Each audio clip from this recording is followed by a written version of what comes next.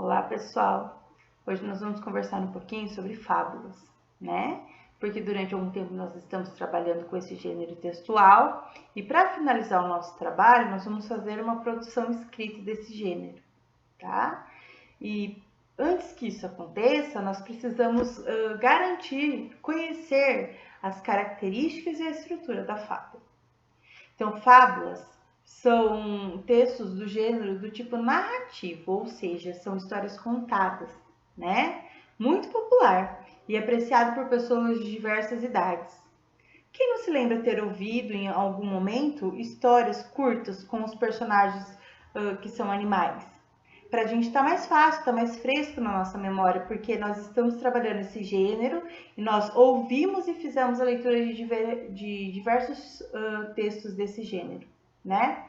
Mas antes mesmo disso, a gente se lembra, né? Por exemplo, do texto da cigarra e a formiga, do leão e o ratinho, a raposa e as uvas, que são exemplos de fábula, que são narrativas que constroem um ensinamento, uma moral.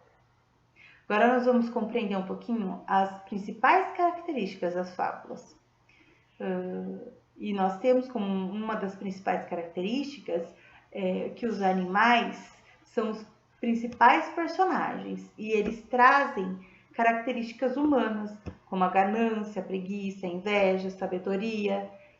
E por meio dessas características, os personagens movimentam-se, faz a história se desenrolar, levando em conta, lá no final, na moral, a construção de um ensinamento.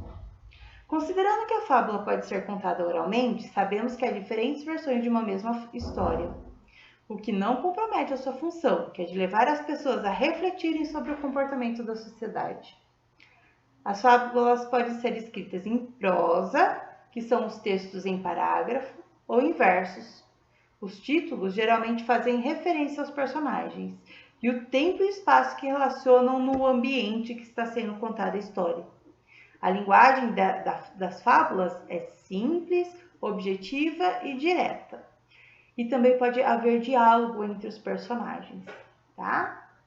Agora nós vamos conversar um pouquinho mais sobre as estruturas de uma fábula.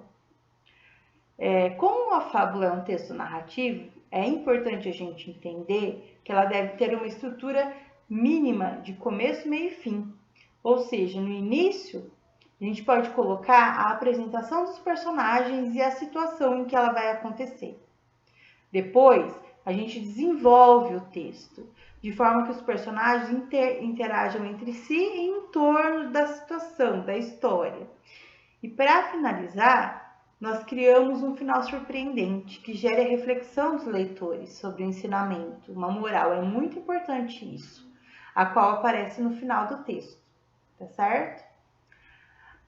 Os temas que a gente pode escolher para produzir uma fábula podem ser variados e ligados às características que os animais representam, como, por exemplo, o leão.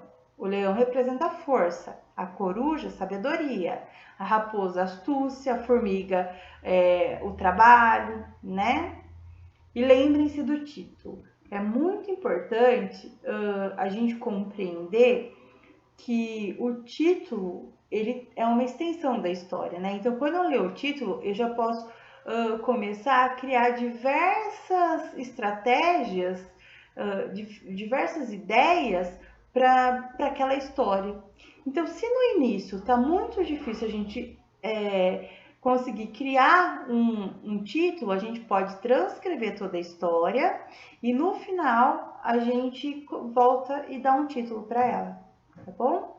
Agora eu vou falar um pouquinho, a título de curiosidade, alguns autores de fábulas.